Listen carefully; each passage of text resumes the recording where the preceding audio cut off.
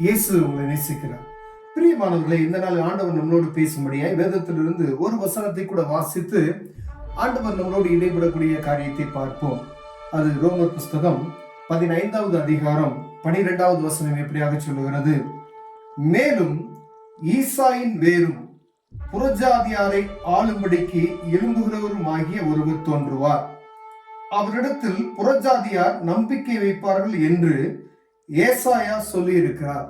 பிரியமானவர்களே, ஏசாயா தீர்க்கதரிசி ஆயிரக்கணக்கான வருடங்களுக்கு முன்பதாய் தீர்க்கதரிசியின் மூலமாய் உரைக்கப்பட்ட வார்த்தைகள் நிறைவேறும்படியாய் ஈசாயின் வேரிலிருந்து ஒருவர் புறப்படுவார் என்று சொல்லி ஆண்டவராகிய இயேசு கிறிஸ்து இந்த பூமிக்கு வந்ததின் நோக்கத்தை முன்கூட்டியே சொல்லப்பட்டு இருக்கிறது நாம் ஆசிரிக்கிறோம். பிரியமானவர்களே, இந்த ஈசாயின் மேலிருந்து தோன்றுகிறவர் மேல் புறஜாதியாராகிய ஜனங்கள் நம்பிக்கை வைப்பார்கள்.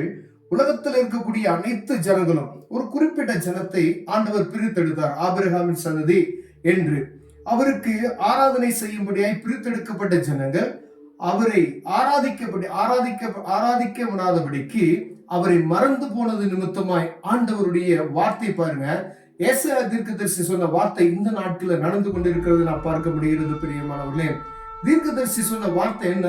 புறஜாதியான ஜனங்கள். யார் புறஜாதியான ஜனங்கள்?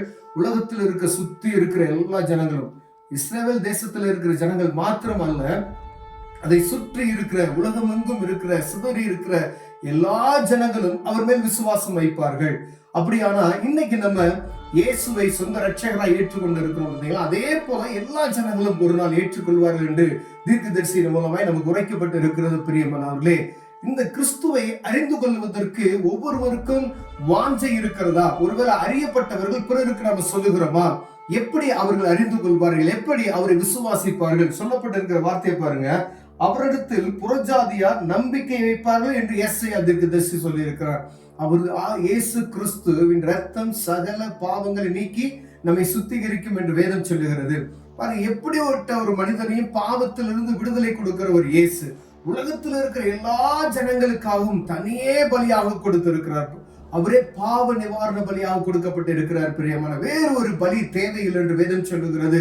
இந்த இயேசு கிறிஸ்துவை நீங்க சொந்த ரட்சகராய் நம்ம ஏற்றுக்கொள்ளும் பொழுது அவருடைய ரத்தம் நம்மளுடைய பாவங்களை கழுவி சுத்திகரிக்கும்.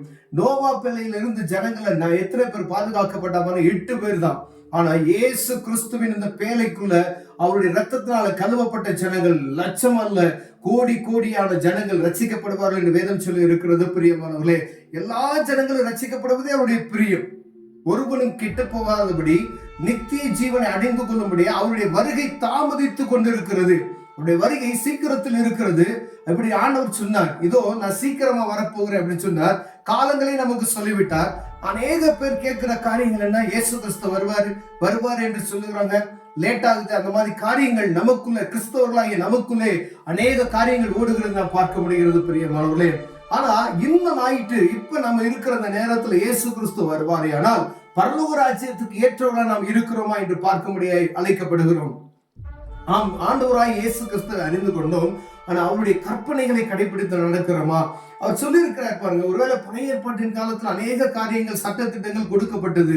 ஆனா புதிய ஏற்பாட்டின் காலத்துல இயேசு கிறிஸ்து கொடுக்கப்பட்ட சட்டத்திட்டங்களுக்கு உட்பட்டு நடக்கிறோமா அப்படி என்று பார்க்க முடியாது. 99% நான் உண்மையா இருந்துட்டு 1% நான் சரியில்லை அப்படின்னு சொன்னா நரகத்துக்கு தான் போக முடியும் என்று வேதம் சொல்லுகிறது. பிரியமானவர்களே, அவருடைய காலத்தில், இந்த காலம் கிறிஸ்துவின் காலம், இரக்கத்தின் காலம், இந்த காலத்துல நீ எப்படிப்பட்ட பாவியா இருந்தாலும் சரி, இயேசு கிறிஸ்துவின் ரத்தம் சகல பாவங்களை நீக்கி சுத்திகரிக்கிறது. பிரியமான, ஒருவேளை இந்த இரவு இயேசு கிறிஸ்து வந்துட்டாரு அப்படின்னா நித்திய ஜீவனுக்குள்ள போவோமா இல்ல நரகத்துக்கு போவோமா என்று பார்க்க முடிய அழைக்கப்படுகிறோம். ஒருவேளை எல்லாம் நினைக்கிறோம் இயேசு கிறிஸ்து வருவான்னு சொல்றாங்க, லேட் ஆகிட்டே இருக்கு அப்படின்னு சொல்லி.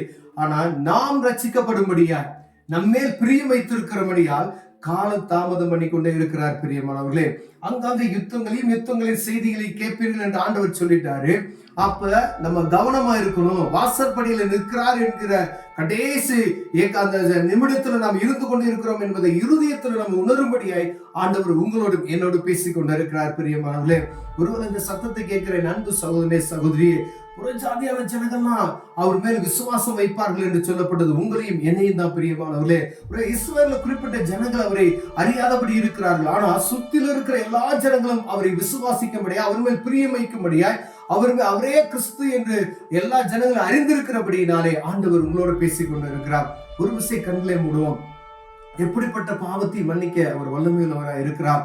அவரே நம்மை மீட்டு அந்த பரலோக ராஜ்யத்துக்கு ஏற்ற அந்த காரியங்களை நடத்த வல்லமையுள்ளவராக இருக்கிறார். கண்களை மூடுவோம், ஜெபம் செய்வோம். அன்பின் தகப்பனே, ஆண்டவரே, இயேசு கிறிஸ்துவின் ரத்தம் சகல பாவங்கள் நீக்கி சுத்திகரிக்கும் என்று நீங்க சொல்லியிருக்கிறீங்கப்பா. அதே போல எல்லா ஜனங்களும் விசுவாசிப்பார்கள் என்ற வார்த்தையை நாங்கள் வாசிக்கிறோம்.